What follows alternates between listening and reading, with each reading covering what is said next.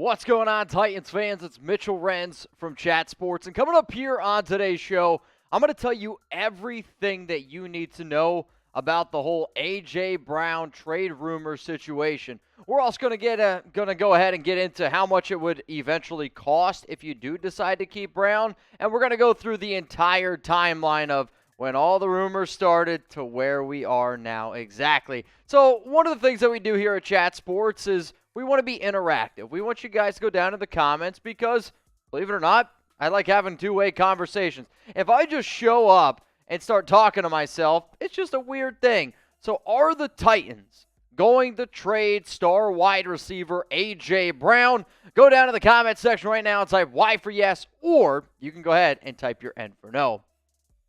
Now, we're going to first start off on the tweet that came out on April 3rd at 2:29 p.m. from A.J. Brown. It said, "Tired of all this, just like y'all." So he's essentially just referring to all the rumors, all the buzz coming out, because once the media gets certain things, of course they go run with it. However, there has been a lot of talk from very credible people that Brown and his team, maybe his agent, are looking for something new. This is what Jordan Schultz then had to say on Twitter.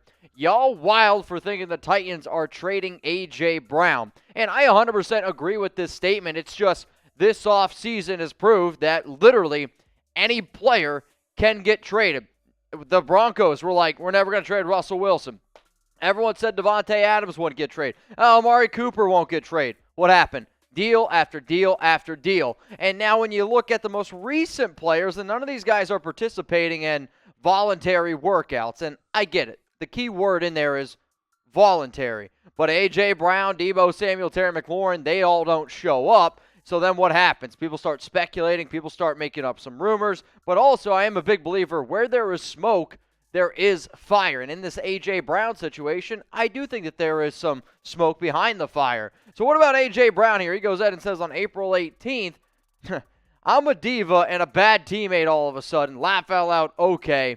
Do what you have to do then, and so will I." And I can understand the frustration that a player probably has on social media. I mean, if I get a few, we'll call them trolls in my DMs, I'm like, damn, like these guys won't give up. For a star NFL player like this, I can't even imagine. And then they switch up quick.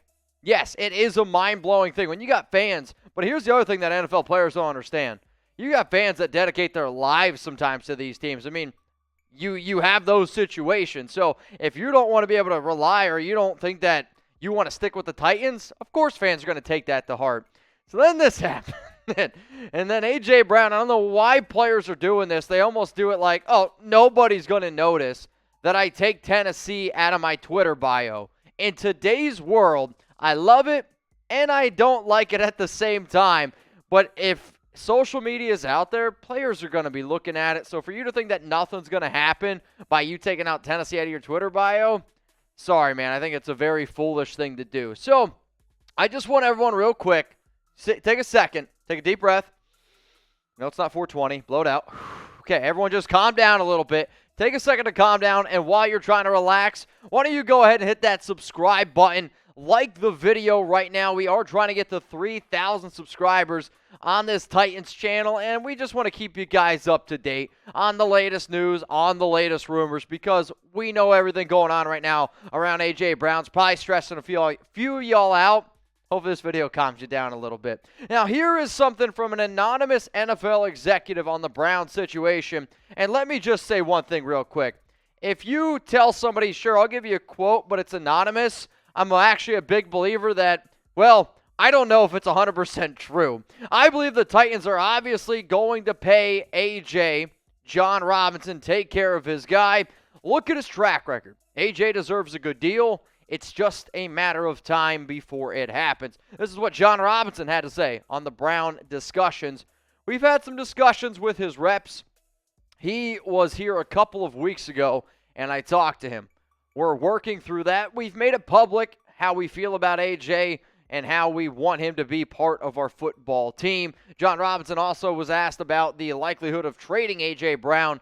I do not foresee that happening. And I don't see it happening either, if I'm being 100% honest with you. When you're the Titans, you know that you're the best team in that division. And as long as you're the best team in that division, you have a chance to make the playoffs. You make the playoffs, you have a chance to win the Super Bowl. Getting rid of A.J. Brown does not help this football organization whatsoever. Has he had some injuries along the way? Sure, it's football. Is he coming off probably his worst year of his entire 3-year career? Yes, he is. But getting rid of A.J. Brown does not help the Tennessee Titans in 2022. So why the hell would you do it? And the reason why a lot of these rumors are popping up, it's the old expression, money talks. And if the Titans don't want to go out and they don't want to pay A.J. Brown, then maybe he does look to go somewhere else. And I can understand the organization being a little bit afraid to bring out that checkbook and open it up because he is coming off a season where he had, and I'll use the word only, it's a good year for some people, but if I would have told y'all at the beginning of the year that A.J. Brown was going to have 63 grabs, 869 yards, and 5 touchdowns, y'all would be like, why so low of the numbers? And it was because of the injuries. It's because he was only able to play in 13 games, and even in some of the games that he played in, he was battling some injuries. So then when you talk about A.J. Brown, you have to also bring up Deebo Samuel because they share the same agent. And I'm not sitting up here saying that A.J. Brown and Deebo Samuel, the agent, is sitting there saying, you guys got to get traded or got to get paid. But what I am saying is if you watch both situations closely, they are very, very similar. So Deebo just requested a trade because, from what it sounds like, the 49ers don't want to pay him the type of money. If the Titans don't want to pay A.J. Brown north of $20 million, you could see a similar situation. So let me know, guys, what is your confidence level in the Titans keeping A.J. Brown? Go ahead and scale it for me from 1 to 100. 1 being, you don't think that they're going to keep him at all. 100 being, yeah, they're absolutely positively going to keep him. So if you're wondering, okay, Mitch, you guys keep us up to date with news and rumors. That's all good. Why else should I subscribe? Videos the entire season. It's April. When it's May, June, July, you're going to get videos as well. We got draft, free agency, trade coverage, all that good stuff. Exclusive mailbags, which allow y'all to get your pictures, your questions up on screen. And the best reason, it's free. You got nothing to lose. Hit that sub button. Here's a more in-depth look here at the whole A.J. Brown trade situation, and why I would sit up here and say you shouldn't move on from him is because I get it. You went ahead, you traded for Robert Woods, and I expect big things out of Robert. I think he's a good receiver, and he's coming off a season where he had some injuries. But Robert Woods is coming off of an injury, and how healthy is he? Is he 100% back? I don't have that answer. However, if you turn Robert Woods into your number one, I could legitimately come up here and say wide receiver then might turn into this team's biggest need. So you need to keep A.J. Brown. You need to continue to remain the top team in the AFC South. You were the number 1 seed in the playoffs last season in the AFC, for goodness sake. So I can understand, but you also have to understand this. It is a business. And with a wide receiver as talented as A.J. Brown, he wants to go ahead and he's going to want to get paid. Would I pay him the type of money that Tyreek Hill, Devontae Adams, DeAndre Hopkins are getting? No, I wouldn't. I would probably put him, though, somewhere in the area between Stephon Diggs and DJ Moore simply because his contract is the most recent. I don't think he's better than Stephon Diggs. I could definitely make the argument he's better than DJ Moore. So if DJ Moore's sitting up here making $20 million a year, why wouldn't A.J. Brown? And in terms of the highest paid wide receivers in terms of guaranteed money, it's realistically going to come down to how many years are tacked onto that contract because, yes, I think he's talented.